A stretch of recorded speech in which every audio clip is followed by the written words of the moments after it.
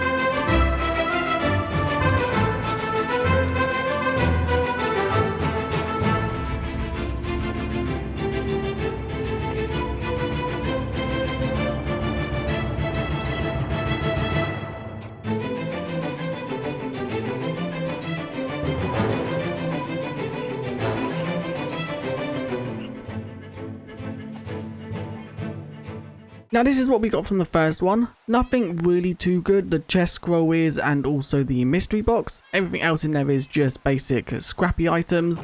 And then this chest is the good one. Ores. Now Echo, we did get 1. If I mine this and get 2 from it, we can then run a treasure key. And we have also topped up on Beniotype, which is also pretty good. And also, as you can see right here, scavenger items. We've got a lot of them. So we can now actually throw these onto this thing. So these can be scrapped because these have no use now. And then once again, you can see this is the second vault. We got a gilded chest scroll, some relic boosters, some vault diamonds, and a jewel. Oh wow, 15 size for a legendary 659 durability. That's kind of cool. And then 85 size for hammering. And inside this chest, we got some dreamstones. Phoenix dust, that's new. What is this? It's to make a phoenix feather. What does a phoenix feather do? To apply to a crystal and an anvil to get the phoenix modifier, each feather saves the player from death 1 time and can be applied multiple times to a crystal. Now, as you can see, we have also got a load of ores here. These are from the other vault. I did also sort out all the vault gear, which we'll open later in the video. Let's first of all roll these. We didn't get anything from them. Let's also turn these off so nothing gets picked up into them. And let's open the boss crate. That we know what's in it. That's some chromatic iron. Oh, chromatic steel. That's actually really good. We was running low on that. And now the monolith crate, which normally has a lot more junk in it. A jewel 82, 90, 90, but it is copiously. Maybe we keep the legendary copiously for when we get up to more levels. Once again, another sword and also some leggings. They can go in with the rest of the vault gear. And then finally, mystery boxes. We got some emeralds and also some diamonds. In the last video, we was covering inscriptions, and I was looking how expensive this is. I think, yeah, we have everything to make the inscription table. So we're going to do that because I just want to see what it is basically and how it works. I also want to grab our fortune pickaxe, and let's also sleep to get away the night. So let's quickly just break up all of the stone ores. I don't like keeping stone ores because they don't stack with the what they called like vault stone ores, and these you get a lot more of. You only get these stone ones if you find a mega ore room or a crystal cave. So I guess let's just place all these down. So now we have fortune 3. Let's now change to vein mine. I want to turn on the backpack with nothing in it, not that one. This one right here. Yeah, so it goes into here so I don't see it in my inventory.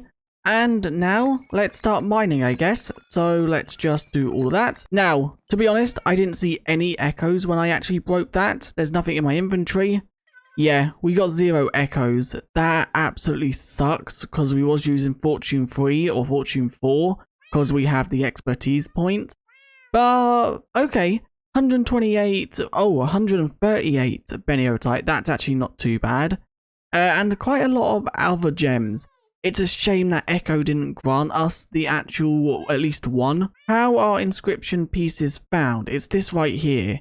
They're found in living chests, but you have to be level 30 plus. Okay, so completion crates level 30 plus. No, completion crates level 20 plus and living chests level 30 plus.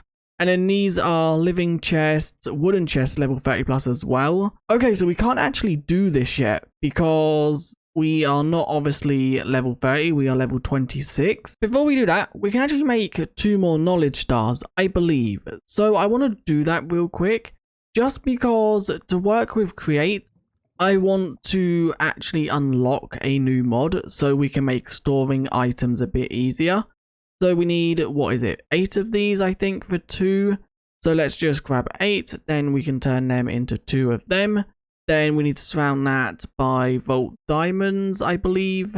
I don't know why I made Vault Diamond blocks. That definitely wasn't what I needed. So I was looking at this. One thing I would like to get is the double pouches. Just because that makes pouches, so I don't have to have as many. And it does also unlock the 2nd tier stack upgrade, which I think makes it so you can carry 3 or 4 stacks. And also the refill. We can work towards that in the future. Then I was looking at power. I don't think power is anything I want to generate just yet. Waystones, I don't need because we're on Skyblock. Elevators would be good, so I can obviously get up and down, but I don't think I want that just yet. And Vault Compass would also be good, but it's rare that I actually lose the portal room, so I don't think that's something I want to go for. But what I want to spend one of my skill points on is drawers, just because then we can storm items in a better system than this. Because as you can see, we have 2000 Vault Dust right here. Instead of that clogging up our Colossal chest, that could be stored in a drawer. So let's redeem one of these. The other one can go back into the storage system because I don't need it just yet. And we can now get drawers. I definitely want to do that because that's going to make storing things a lot easier. And when we now work on create, we can have drawers for the items rather than just using this system and backing it up. Now, one last thing before we work on create, the actual pickaxe. So this, what is it we need? Chromatic iron is the 1st tier. The next tier is level 35. So we need chromatic steel, Vault bronze, and rutadite mass. I decided just to go with the pickaxe, just because it's easy to understand. I don't want to craft the wrong thing because we didn't have many resources. So now what I want to do is I've got some jewels here. 1 for ornate, 1 for living, 1 for gilded, 1 for wooden, and 1 for coin. And then once we've put all of these on, we will then see if we have any room left for anything else, like item quantity or anything like that. Would help if our anvil didn't break, but we do have another spare one right here. So let's throw that down. Let's now throw that on. That leaves us with 105, 11 for gilded, 22 for that. That leaves us with 72. So I think if we throw that on, that's 50. That leaves us with 22. Do we want to put soulbound on it so we keep it when we die? Or do we want to try and look for an item quantity of some kind? I have now gone through all of my jewels and I now have all the ones that are under level 20 or capacity of 22. So this is everything I can actually put on there. So we have hammering. I definitely don't want that. I don't think that works on the pickaxe anyway. We have smelting. I don't think I want smelting. We have durability there for 400 for 14 size. Mining speed for 22, so that would make it so we have 0. But that is kind of good, I think, because no, mining speed might not be as good. I guess all that would change is wooden chest because everything else is insta break anyway. Soulbound keeps it, makes it so we have it on us even if we die. Item quantity for 18. Item quantity for 17. Then we have 15 size for durability. How much durability do these have? 4,000. That's actually quite a lot. I say we go 0.8 item quantity. just so we have that little bit more item quantity within the actual chests. And that leaves us with 5 capacity, which I think is good. So let's now make that. And there we go. That is now our new pickaxe, which we can now actually mine every single chest type within the vault. Let's go and see if we can actually do this, because having our own separate pickaxe for vault ores would be a lot better. So we want this one again. We need more driftwood and 4 more chromatic steel. So now I have the pickaxe. Let's quickly just make another anvil. I should be able to do that because we obviously have our iron farm. So let's quickly just make 3 blocks, which we need 1 more right there. And then all we need to do is, no, that's not how you make an anvil. That is how you make an anvil. So now we have this. Let's now throw the 90 on it first. That takes it down to 60. Then 41 takes it down to 19, which means we won't be able to add the mining speed.